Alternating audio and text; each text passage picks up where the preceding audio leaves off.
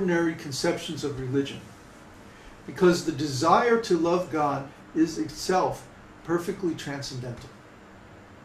When we develop that desire, Krishna responds by giving us that love. And that's something everyone can experience, even a child can experience.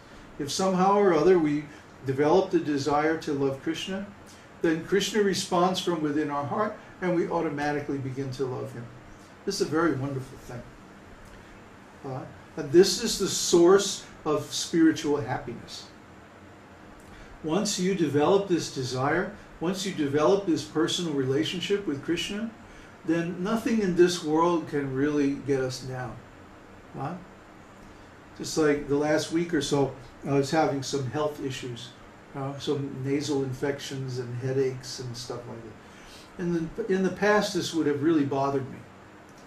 But this time it was just like, oh well, the body's falling apart again. You know, and just hang in there, it'll go away. And it did. It's just some karma, you know. If I wasn't a devotee, it would probably be very, very serious. But Krishna minimizes the karma for his devotees. So instead we experience things in dreams and stuff like that. Vedanta Sutra also discusses dreams. Actually, the whole teaching of the Vedas is there in Vedanta Sutra. All the way from the very beginning of being a good person, a pious person, following the different religious principles and so on like that, all the way up to the highest stage of love of God. It's all there in Vedanta Sutra. All there in this one book. So if a devotee can master Vedanta, then he's understood to be on the highest platform of spiritual knowledge. And that's what Srila Prabhupada wanted. He wanted all of his disciples to read and study Vedanta Sutra, and especially the commentary of Baladev Vidyabhushan, who is our predecessor spiritual master in the line of Lord Chaitanya. He was a disciple of Narottam Das Thakur, and he composed this wonderful commentary on Vedanta while he was debating with the Ramanandis. The Ramanandis were saying, oh, you Gaudiya Vaishnavas, you don't have any commentary on Vedanta Sutra, so you're not a bona fide sampradaya. Well, our position is that we don't need a commentary on Vedanta Sutra because Srimad Bhagavatam is the commentary by the same author. But why do we need another commentary? We already have the original commentary. But they didn't see it like that. So Baladev said, okay, I'll write one. And everybody was saying, okay, now he's going to go off for 5 years, and meanwhile we can do whatever we like and stop the Gaudiyas from worshiping like that. But what happened was Baladev went to the Govindaji temple, and he said, Govinda, look, I have this problem. I have to write this commentary. And, you know, I mean, I guess I could do it, but it's going to take a long time. And Govindaji said, no, don't worry. I'll dictate it. I'll give you the inspiration, and you just take down whatever I say. And so in 6 days, Baladev wrote this incredible commentary on Vedanta Sutra, and that's what our work is based on. So what we're doing is simply going through and adding examples and topics that relate to contemporary issues, especially the influence of so-called science, scientific thought, on modern people's consciousness, and how they've introduced so many false ideas that people are all, their intelligence is all screwed up and they can't see how things are really working because they don't understand that they themselves are spiritual beings. We're spiritual beings living in a material body, and we have to deal with the material senses. The material senses are always saying, come on, come on, come on, let's enjoy, let's do something, let's go somewhere, let's, you know, engage in some activity, like that. They want to act very freely and loosely.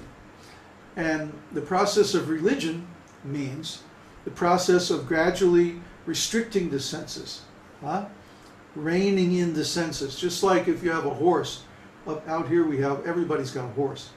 I mean, we're the only people on the block that don't have a horse, you know? So, yeah, we got to do something about that. I don't want a boat anymore, Uddhava. I want a horse. Anyway, everybody's got a horse. And sometimes, you know, the horses get a little frisky. And so, you know, you'll see somebody riding a horse, chasing another horse, trying to get that horse under control. And so what that means in terms of self-realization, that the senses are like wild animals. They just want to run, they want to play, they want to go here and do that and do this.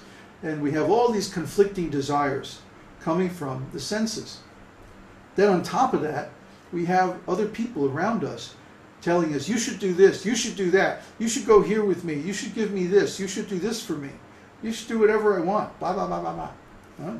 So, if we listen to all these, we'll go crazy.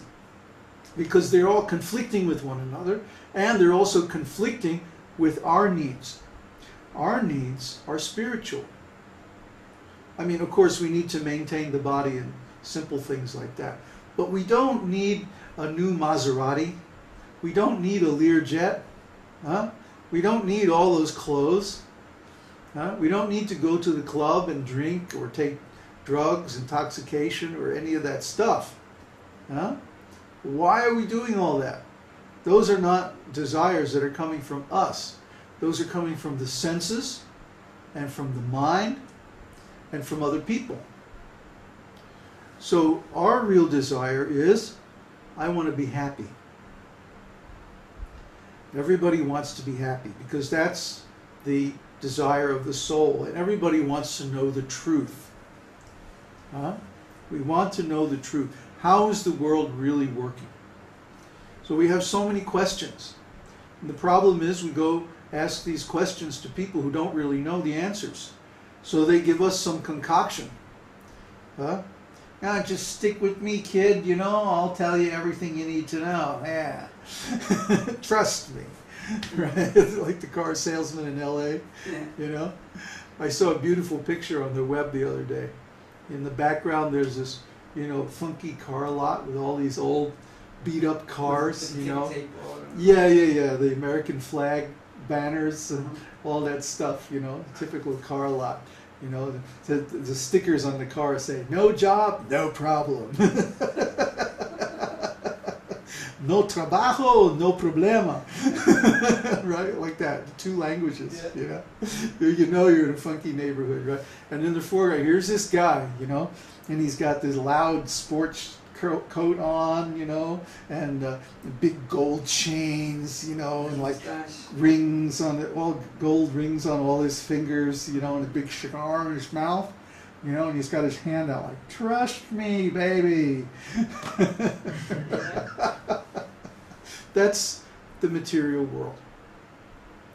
Our teachers, our leaders, our families, the people that we're in relationships with, our company, our college, you know, they all want us to trust them, to give us the answers or to give us the information that we need.